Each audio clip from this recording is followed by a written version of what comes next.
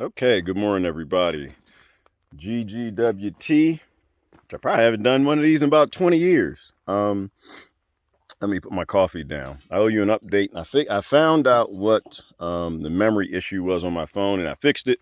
So I got a good 12-minute video I can do. I'll show you an update. So the first thing is, I'm not going to finish the greenhouse in time for the windstorm, rainstorm, and freezing temperatures that are coming in 2 days. So let me show you where I'm at. So I'm right here.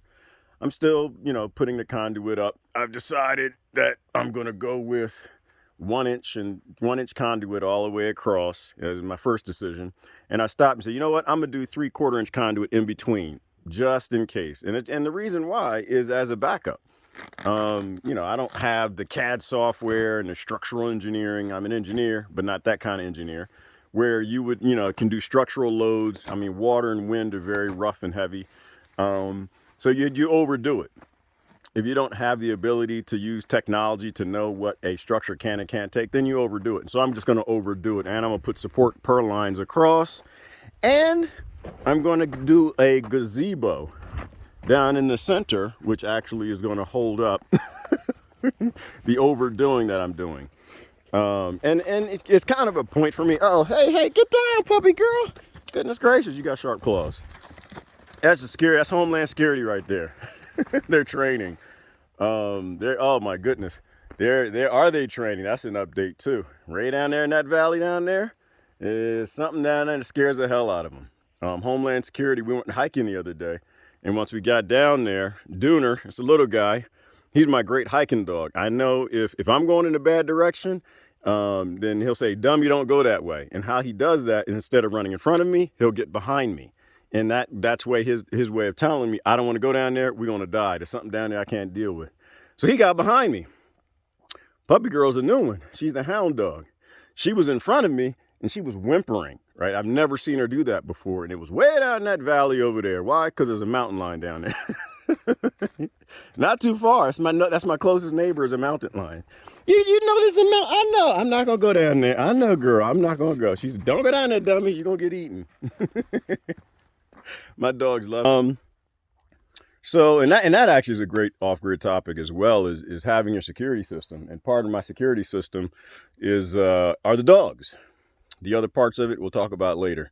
I am an automation engineer and I do know how to shoot straight, but that's not the point. This Homeland Security is not for fighting anything. They're there to let me know what's around, and it's my job to take care of those things. Okay, I'm sorry I got sidetracked, but that's a part of the update. So yeah, the dogs are doing great. They're teaching me how to live safer out here. So anyway, back to the greenhouse. So I'm gonna overdo the structure. I'm gonna overdo the strength of it in terms of the support spars, and then down in the center, I'm gonna do a gazebo, which will come almost to the height of the bars, but then I'm gonna put support across here. The cob house is in that corner. I'm gonna support it there and do supports across the top.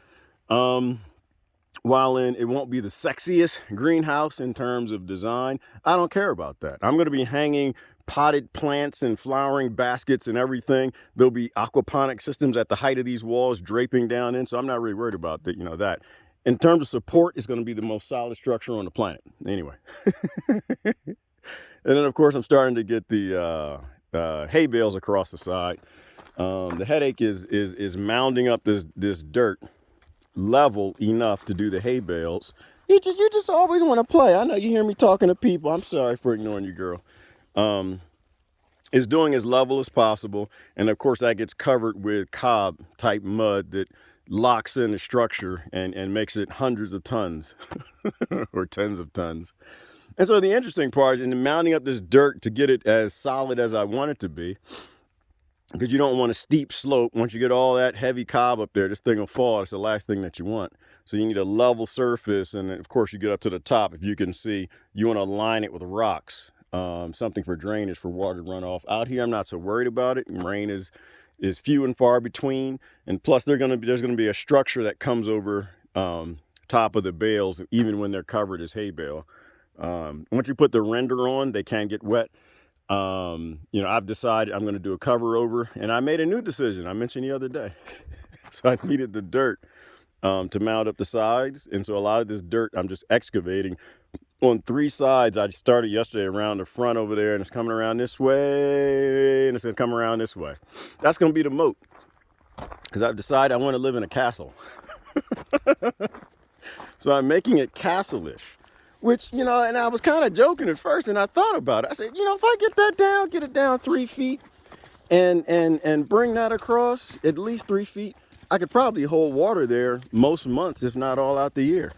And so the beautiful thing about that is no mice, no moles, no digging, burrowing things. It's a monster that lives in the solar shed over there. I don't know what kind of monster it is, but he can dig like you wouldn't believe. So I used to live in that. Some of y'all know. So I don't want none of that over here. And snakes.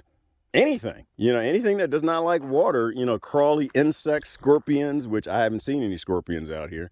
They won't be able to come through the moat, which would be probably about 10 feet wide.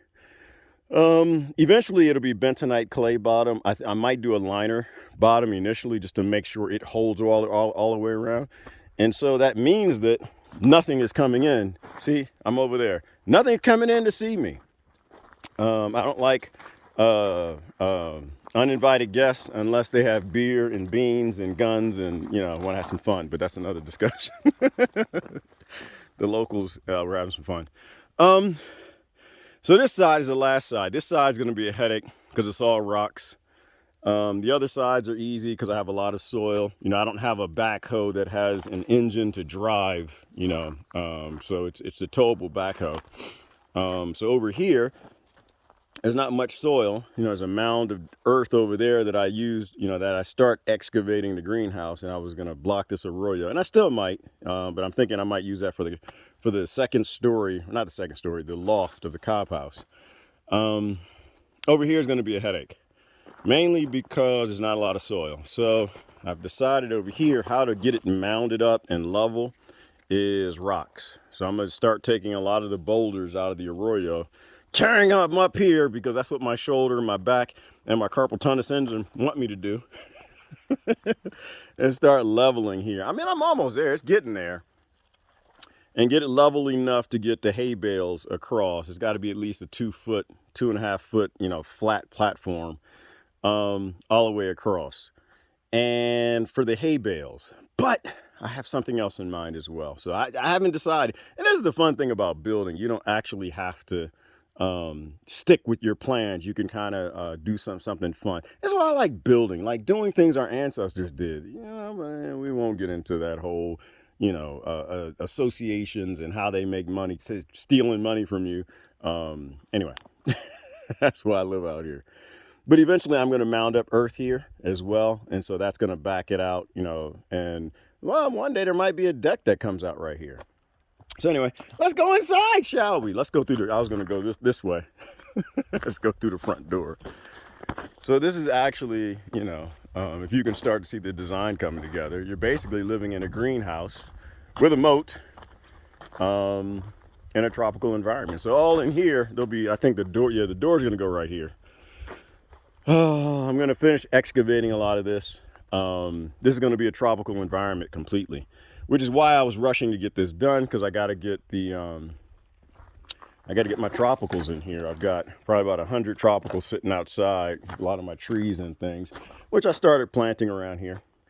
Over here will be like the kitchen or something. I'm going to continue to excavate this after it's all sealed in. I just want to get all the plants in now that winter has started. I love living in a state where winter doesn't start till December. Anyway. Update wise, so we're down in here. And so when you're down in here, there's the front door right there. And this isn't, she's not done. Of course, you got to put a render. They want to do like a tree sculpture over here, tree design, maybe like a bonsai tree or something. I got to figure it out. I haven't figured it out yet. Here's the koi pond, which runs inside the house.